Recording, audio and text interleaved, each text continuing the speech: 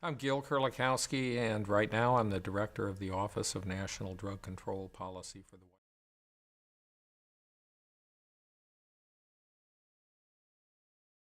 I think generally police chiefs and my colleagues, sheriffs, even prosecutors around the country, have recognized that we need to deal with the drug problem in a much more holistic way. It's a public health problem, it's an educational problem, and by the way, it's also a criminal justice problem.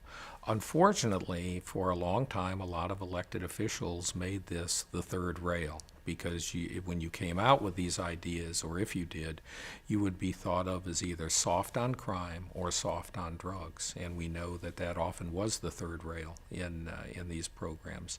And yet, it makes so much sense. Well, over the last couple years, we've had this two things occurring.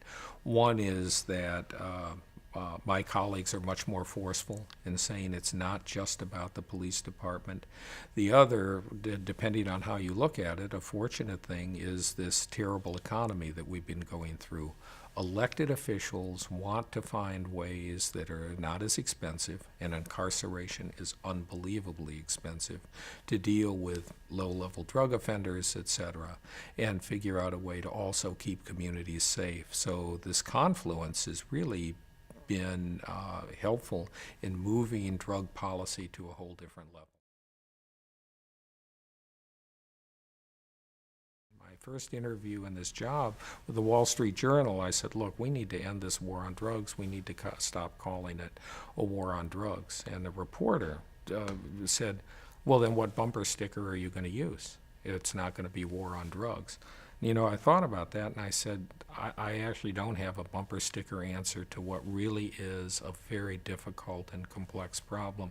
And I said, but my bet is that the American public is ready for that level of complex discussion around a complex problem. And I said, you know, if I'm wrong, I'll be out of a job and I'll be a consultant somewhere. And but so far, I've still hung on to this job for. Well, and I think that the interesting part about the drug problem has been the fact that we all pretty much have been personally affected by drugs. We know coworkers, we know neighbors, we know friends, we know relatives that have been involved to some degree and been victims of a drug problem. We know neighborhoods that have been severely impacted. Small business owners where drug dealers hanging out in front have created almost insurmountable problems for that small business owner.